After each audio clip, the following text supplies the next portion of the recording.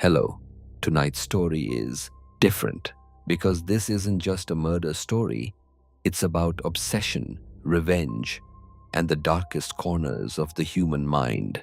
It was around 10:30 p.m., a quiet highway somewhere in California. Light fog, empty roads, just the hum of an engine cutting through the night. Behind the wheel was Ryan Cole. "Yeah, Ethan, I'm on the way. I'll be there in an hour or two. Don't eat yet. We'll have dinner together." He hung up, turned the radio down, slightly annoyed, but he had no idea that in just a few seconds, his life was about to change forever. For just a moment, his eyes closed. Crash! The car swerved off the road and slammed into something standing in the field. Ryan stepped out, heart pounding. He slowly walked forward, and then he froze. That wasn't a scarecrow. That was a body. The next morning, an FBI task unit arrived at the scene. Agent Ethan Cross stood silently, scanning the area. In the middle of the field, a woman's body had been positioned like a scarecrow, arms stretched out, head tilted as if someone wanted her to be seen. "Sir!" Logan Pierce called out. "Footprints!" Ethan crouched down. The right footprint was deeper, the left one lighter. "He's putting more weight on his right leg, either injured or limping." That's when Maya Blake spoke quietly. "Sir, I think I've seen this before." Everyone turned. 12 years ago, Maya was just a kid.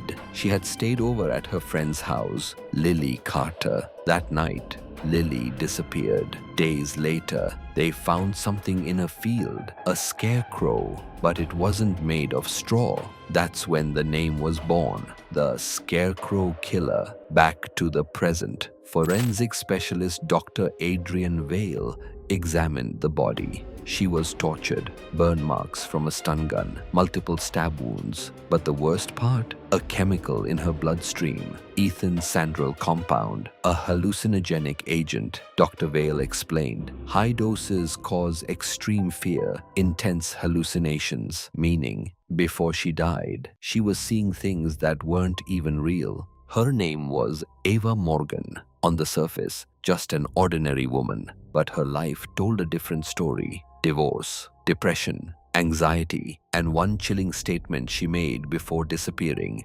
"Someone is watching me." Investigators spoke to her friends, Sophie Turner, Chloe Bennett, Nina Hayes. None of them suspected anything. Then came the twist, an old case file from 2001. Same pattern, same brutality, the original Scarecrow killings. The man arrested back then, Nathan Cole, still in prison. So if he's locked up, then who's doing this now? They visited retired detective Victor Hayes.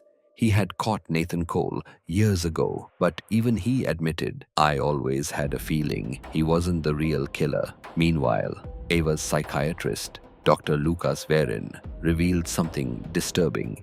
She was scared. She believed someone from her past had come back.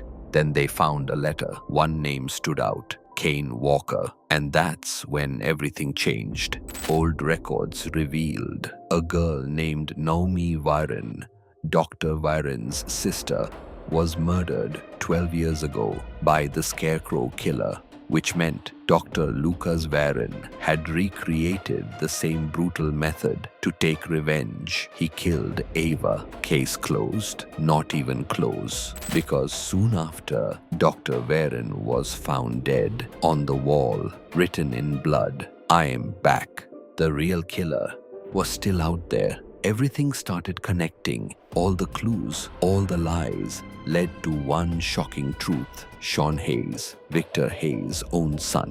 Yes, Sean Hayes was the real Scarecrow Killer. He confessed. He hated his father, his childhood, his life. Everything twisted inside him until nothing felt real anymore. "I don't care about anyone. I only care about what makes me feel alive." And for him, that was fear. That was death. In the end, justice caught up to him. But one question still lingers. How does a human being fall so deep into darkness? If you enjoyed this story, make sure to follow because this isn't the end. The Scarecrow Killer was never just a story.